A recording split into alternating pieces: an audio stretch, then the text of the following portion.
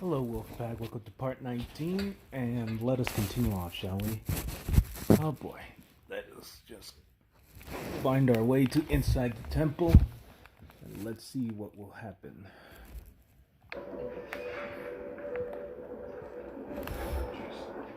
On behalf of Kipper Village, you have restored not just the river virtues, but our people. It was Athena's will that you be saved. Now, our business lies in the temple. Be careful. Ionians followed Perseus inside before the gates closed, and Phaedon may still be there as well.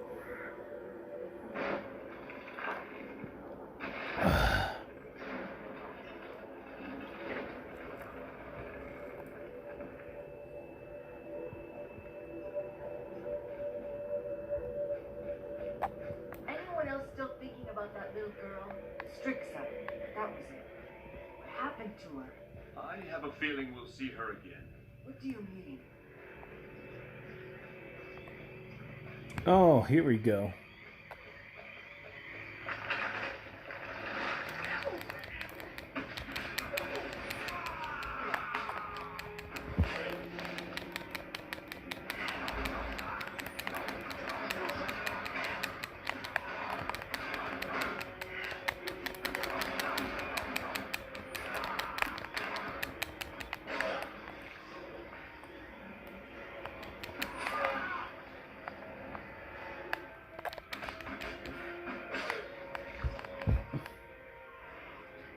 Time to use this good mace.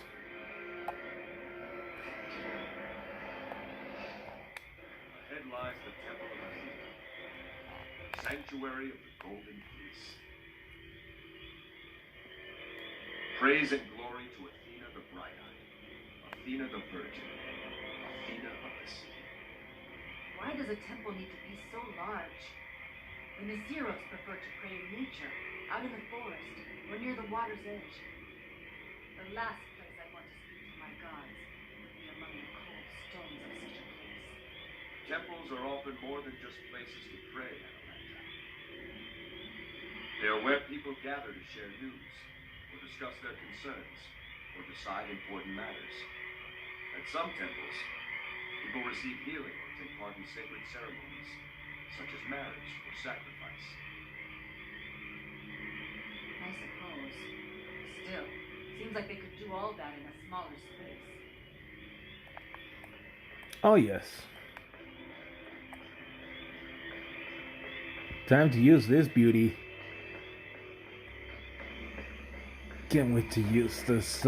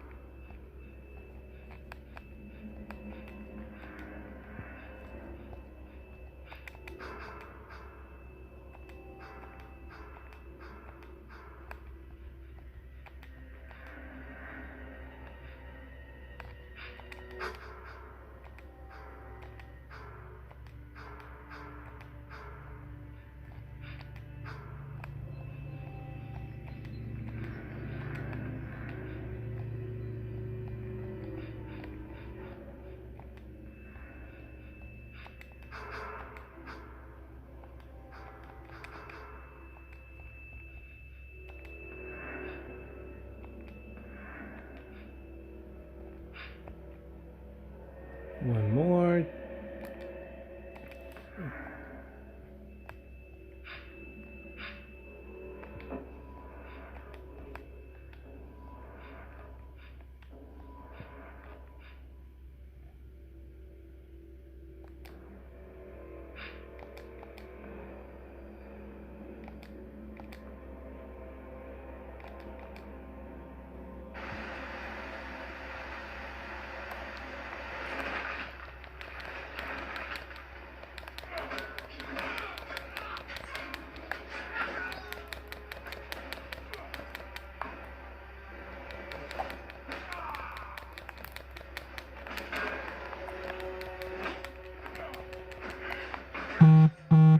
Oh boy.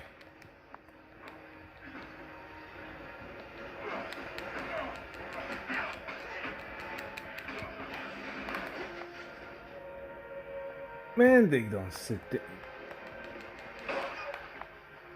Better shut up.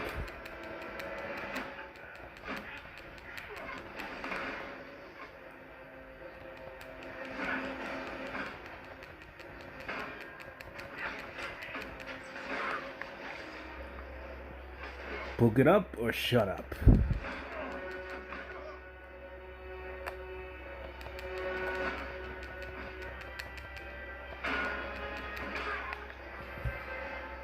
I better.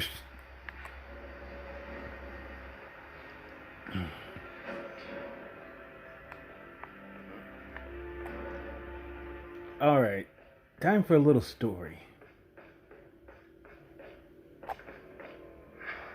These panels tell the story of the origins of the golden fleece. When this temple was first built, Athena herself inspired the artists. Would you like me to narrate? Tell us the tale, then. Oh, goody. As you wish.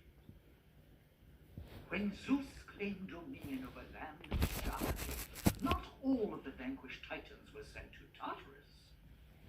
Those who did not oppose Olympus were spared, including the brothers Prometheus and Epimetheus. Epimetheus. These artful brothers were charged by Zeus to create both man and beasts to populate the new Olympian world. And then? Epimetheus worked first and created the beasts. He gave to each their qualities. The birds were given flight. The bear was made strong. The horse swift. The peacock beautiful. What happened next? Prometheus then set about creating man, only to discover all the good qualities had been given to the beasts. Man would be a flawed creation. But to make up for this, Prometheus gave him two great gifts. An upright form in the image of the gods, and knowledge of fire, stolen from Olympus. With these gifts, Prometheus knew man would gain superiority over the beasts and the birds and the fish. What happened next? Epimetheus was jealous of his brother's craft, not wishing to be judged the lesser by Zeus. And so he made one more beast, taking back all the qualities from the others and giving them to this new creation. When he was done, there stood a magnificent golden ram. Epimetheus boasted that man was inferior to his creation in every way. And then? Crafty Prometheus suggested they bring their two creations together to better judge their qualities. Prometheus knew that despite two great gifts, man also had vices, among them jealousy and a hunger for power. Vice is shared by centaurs as well. Go on. Okay. When the two were placed together, the man quickly saw that the ram was beautiful, potent, and completely trusting. Seeing this, the man fashioned a spear, slew the ram, and took its hide, which he then wore as a proud raiment. The ram's hide is the golden fleece. Correct. As old as mankind, a symbol of both his vice and his virtue. So would the golden ram be considered the first hunt? And then? The Titan brothers were sent to Tartarus. Prometheus for stealing fire, and Epimetheus for creating the ram.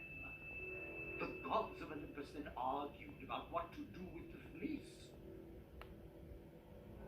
Zeus wanted to destroy it, but Hermes believed it should remain in the world to ensure everything done could be undone. Ultimately, a compromise was reached. The fleece would remain in the mortal world, provided it was kept under the care of wise Athena. Hermes would be the one to argue in favor of the fleece. And then, And then? And so the fleece was kept here at Athena's temple on Kitha, guarded by her priests. Athena gave a drop of her divine blood to her first high priest as a boon to assist in his sacred duty. And so the bloodline of Athena was established. there's a lesson for us all in that tale. Well done, Pan. The pleasure is mine. Wow, I love that. Tale. Well, no mention of women, I noticed. If it was a woman placed before the ram, her ego would not have been so threatened, I think. Come, let's go.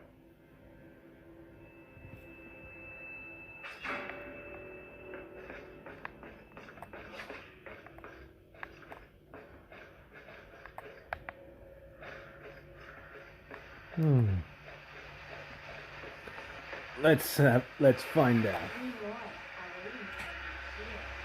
At least we do not know them. There is one thing I don't understand, Strixon. Or should I Should I say say Athena? Why make the people of Kithra wait all these years before setting them free? And what should they have been set free to? A ravaged island? A shuttered temple? Their leaders dead? I have preserved my people, protected them until the arrival of someone who could truly save them. I believe you might be that person.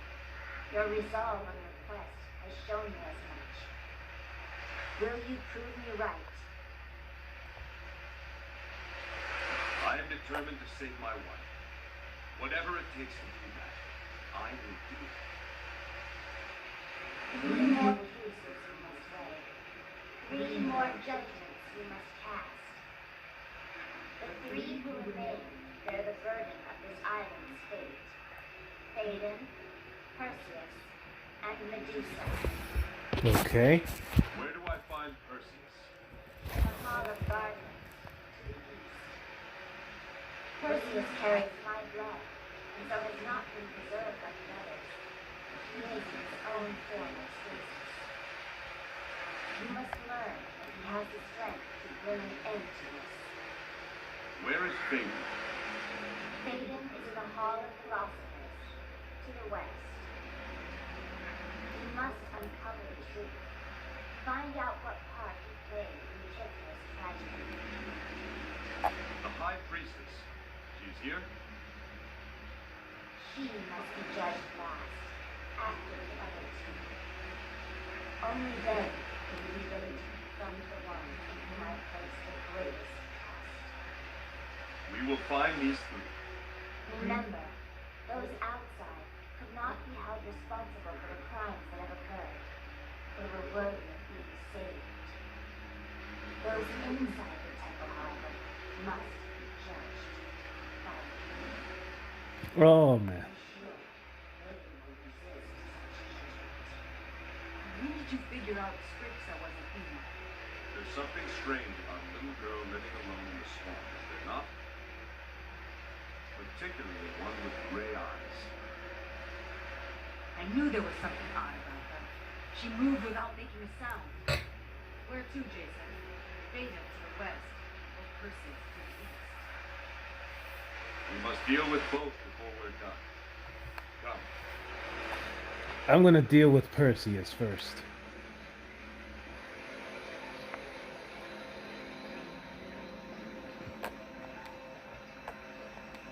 The Hall of Guardians. Here train the soldiers of the Temple Guard. Here they take their vows of discipline, courage, and humility. One spear can change the course of destiny. Motto of the Temple Guard of Kithra.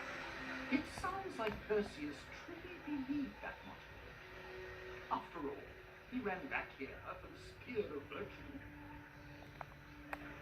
We're heading east. That would be toward Perseus.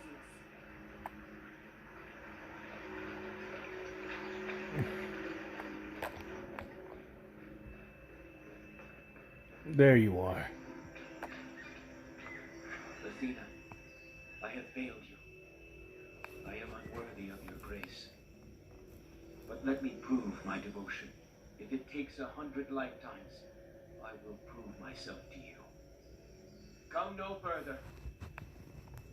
I am Perseus, guardian of this temple, and I will know your purpose. I am Jason, king of Iolcus. My purpose is you or your sister. I need your help to reclaim the Golden Fleece. Perseus, the people of Kithra live again. We've saved those we could. The people have endured their judgment. I endure mine. Only I can atone for my own failure. You are not here to save me. What judgment do you endure? Athena has turned away from me. I can only hope to prove my devotion, so that she one day favors me again. I should have never left the temple after Phaedon and his corruption took hold. I should have stopped him. To stand against him, I would have had to oppose my sister, but I couldn't do it. So I left. I abandoned my duty. And now I'm doomed to never leave again. Where is your sister, Perseus? She endures her own trial. She failed Athena as well, by succumbing to vanity and allowing Phaedon to corrupt her. But she is less at fault than me. I knew what was happening and failed to prevent it. I need your help, Perseus. Can you leave the temple? Here is where I failed my goddess. Here is where I must atone. Together we can find the Golden Fleece and restore it to this temple. Would that not please Athena? No, I cannot leave. I will not leave my sister behind. If you will not leave, then I must find Medusa. Do not go near my sister. I have no quarrel with you, Perseus. You are mistaken. If you try to see my sister, then we most certainly have a quarrel. How long will you use your suffering as an excuse for inaction? What do you know of my suffering? Perhaps Athena fulfills her will through me. Have you thought of that? Now you spew forth blasphemy! Do not claim Athena's favor here. Phaedon once spoke as you did. He too was only here to help. Perhaps you are here to test me, to see if I'll let another outsider prey upon my sister. Not this time. Alright then. Enough of this. Enough of this.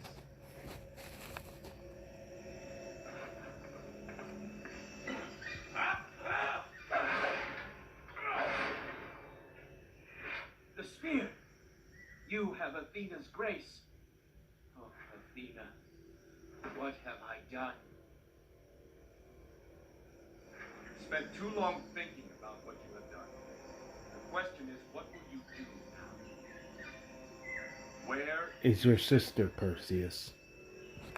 She lies behind the waterfall. She is changed. I Oh, tried boy. to protect her. Perhaps the time for protection is over. The spear of virtue. Only the one who holds this spear is allowed passage through the waterfall. Oh boy. To the west is the Hall of Philosophers. We'll find Phaedon there. If you truly serve Athena's will, finish him, and then seek out my sister through the waterfall. Let the judgment be complete. Thank you, Perseus.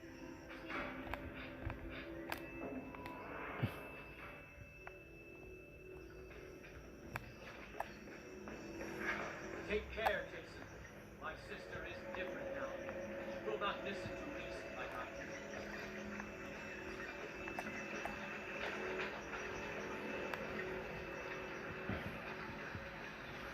do. Okay. Now all I need is humility, wisdom, and courage.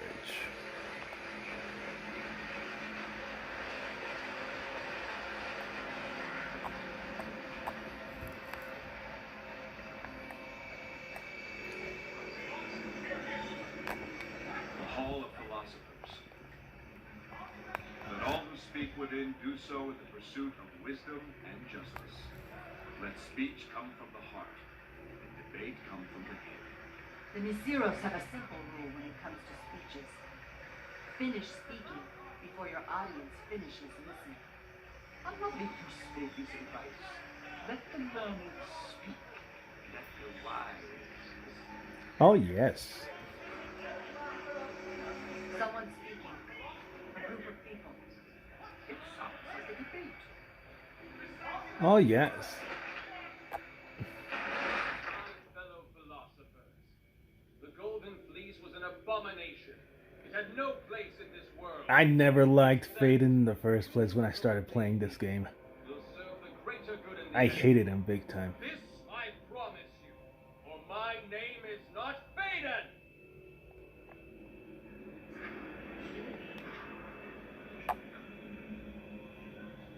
You there! I hear a lot of argument, but little reason. Is that the custom of this hall? Flowery speech with no basis in truth? Well, well, well. A mysterious orator interrupts our civil proceedings with puerile and tumid interjection. My name is Jason, and I say your speech is false. Then we must debate, sir. That is, if you have the credentials to speak before such an august company. Hear, hear! Our custom demands that all who speak in this assembly first demonstrate a modicum of knowledge of the subject at hand. Let there be questions, and let him offer answers. Okay, I'll offer some answers. Certainly you would have no objection to establishing your familiarity with the history of the fleet. Oh boy. For example, a most rudimentary question. Who created the Golden Fleece? Titan Epimetheus fashioned the golden ram whose hide became the fleece. He speaks truth.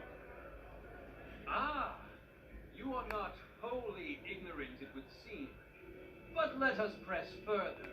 Here's a question any acolyte would be expected to answer. What two gifts did Prometheus grant unto man? Prometheus stole sacred fire from Olympus and gave it to man. And the other gift? The second was an upright form in the image of the gods. He has it right. Well answered, Jason. Perhaps a lucky guess. One more question to determine your work. Tell us, who killed the golden ram? It was man who slew the golden ram. Indeed it was. Ha A seed of truth. But does it lie on fertile ground, or cling in vain to rocky perch? It appears the stage is set for a vigorous debate. Shall we begin? Phaedon, set the bounds of this discussion. The thesis. The Golden Fleece is an abomination and has no place in the mortal. The proponent, Phaedon, a humble servant. You're not a humble servant. You're a disgusting Blacktongue. The opposition, Jason, an itinerant traveler from parts unknown. Ha! Argument, the first. The fleece is an abomination. It is not. Was not he who created it, the Titan Epimetheus, cast down into Tartarus by Zeus for doing so? Clearly, the Lord of Olympus judged the act of creation to be evil and worthy of damnation. Can we not then infer that the product of that act is also evil and worthy of damnation? A persuasive argument, And yet a flawed one. Epimetheus' proud defiance of the command of Zeus was the cause of his undoing. How he defied that command is immaterial. His failing was due to a lack of humility. His pride drove him to create the golden ram in foolish competition with his brother. For that he was cast down by Zeus. Not for what he created, but for why. Oh, yes. yes, your argument is sound. my support, sir. Pure sophistry. A clumsy argument to snare the... Clumsy, huh? We'll see about that. Argument the second. The fleece circumvents the will of the gods and the natural order. The immortal gods look down from mighty Olympus and wish such and such to be. And then Cleopas, the half-wit goatherd, uses the fleece and makes such and such not so. Do other human men dress like him? No mortal should have the power to countermand the divine scheme of life, death, and afterlife. I, for one, believe the will of the gods should be inviolate to the whims and caprices of imperfect minds. A devout argument indeed. Devout? I say a cold and cynical one. What of men who honor the gods? What of men inspired by the gods? Does my opponent deny that through man the gods can enact their wisdom? Your low opinion of our kind is unfortunate. But even more troubling is your low opinion of the gods. Surely those whose minds are perfect can foresee all outcomes, fleece or not, and act accordingly. Indeed, a stirring rebuttal. You have my support, sir. An untenable retort! The standards of philosophy here are lacking. We continue. Argument the third.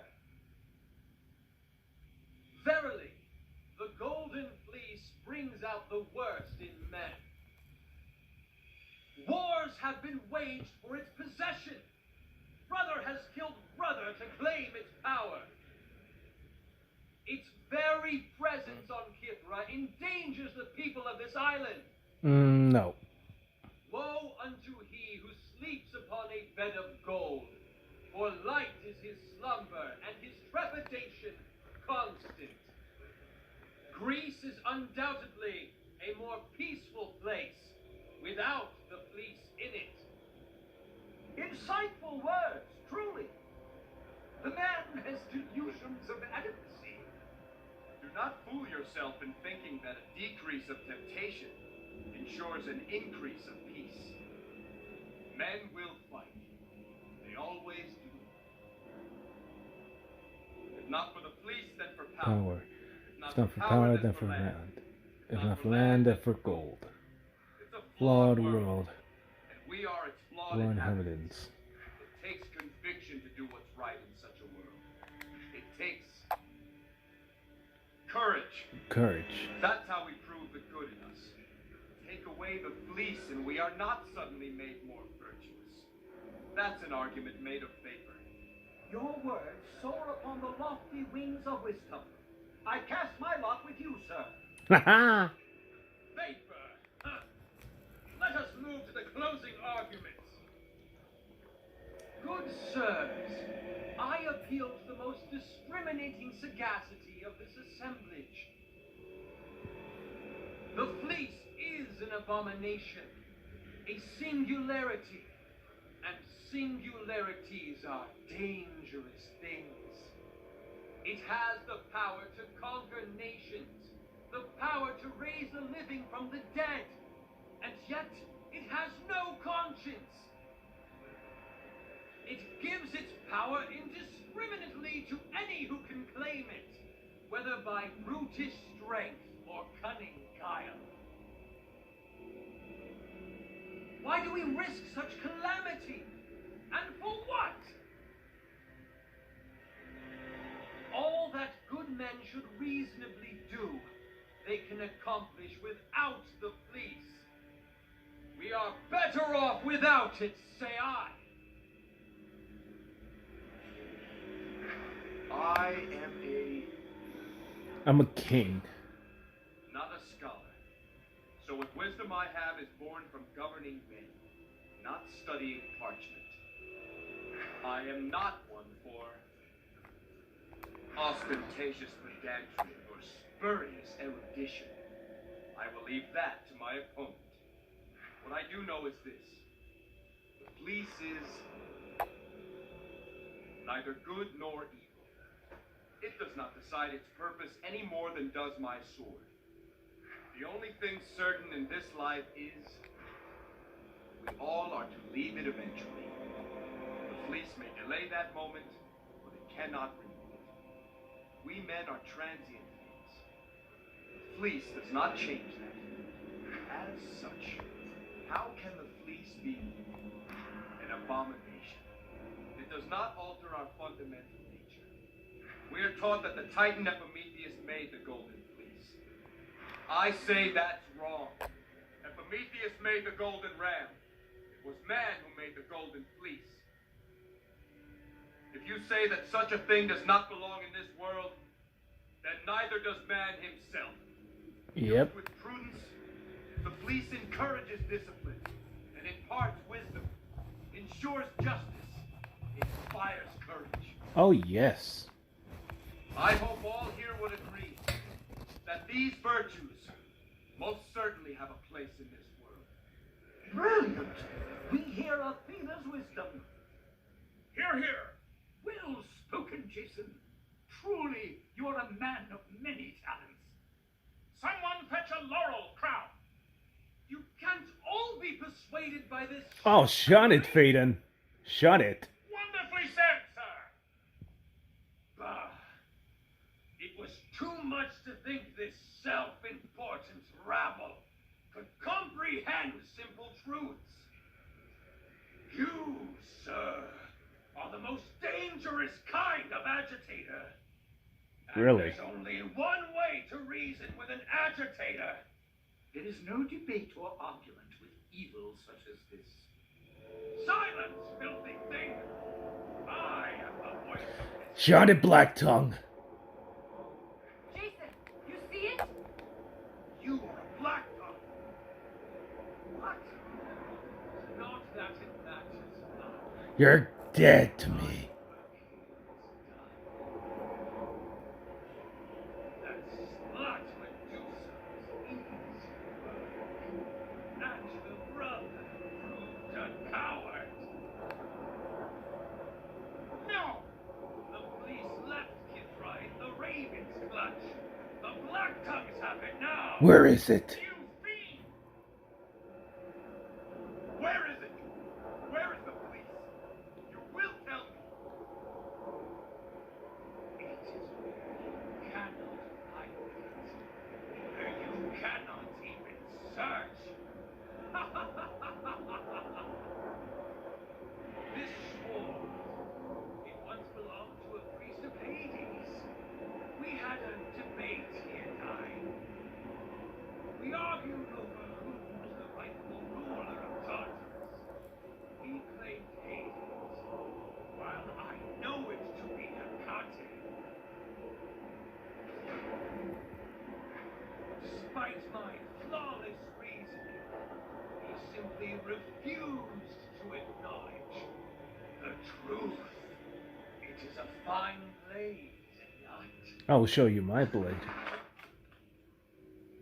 when words fail.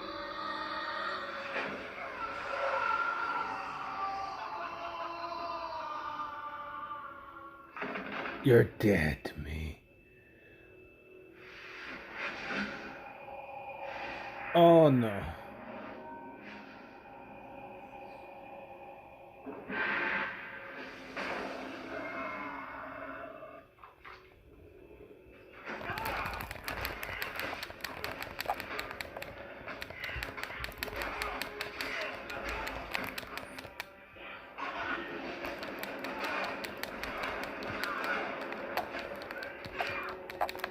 Man, every time Phaedon does that. Time to use my good sword. Hermes, guide me.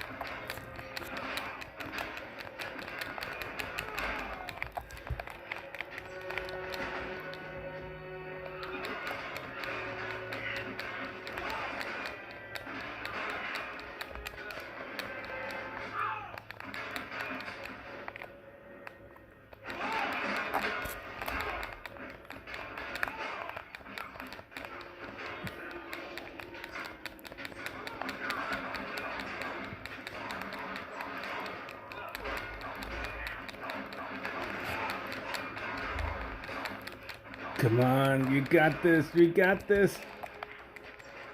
Come on.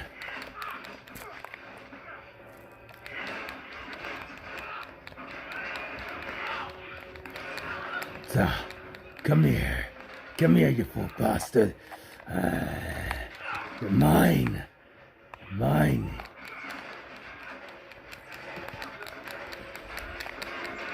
You're mine, you worthless fuck. You're mine.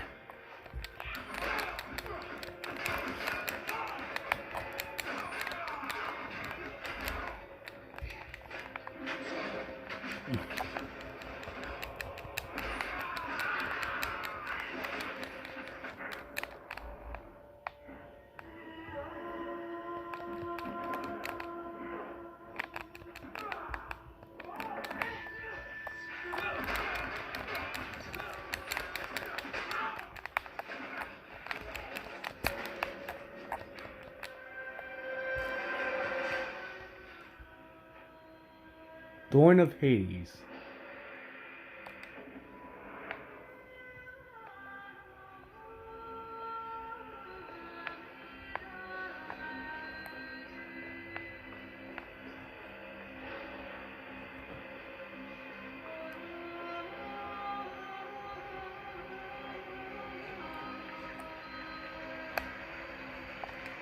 You saved us back there. Praise Athena. Your wisdom pierced through Phaedon's law. How could we have been seduced by Phaedon's sorcery? I believe Blacktongue take control of Athena's temple. Must atone. We philosophers failed in giving her that she needed our wisdom the most. We must re-examine our entire system of beliefs to see where we fell short. Your arguments about the importance of the feast were persuasive. I have committed them to memory and will see that all our members study them.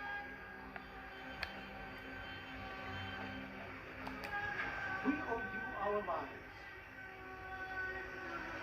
If not for you, we too would have suffered the terrible fate of Phaedon's supporters.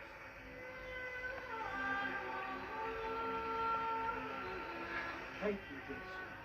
I'm ashamed to say I once sat in that hall and shouted praise to Phaedon. It seems fate moved many things. Indeed, he had a way of being persuasive, but he had no answer to your argument.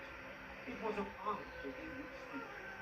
Where did you learn to orate in such a manner? My father was a great king. I would often listen to him speak when visiting in the cities. He told me once that persuasion is worth 1,000 spears. I see where you get your wisdom from. If we are to rebuild this place, we will need men like you and your father like you. Thank you again, Jason. Athena protect you, Jason. May you bring her justice to every corner of this temple.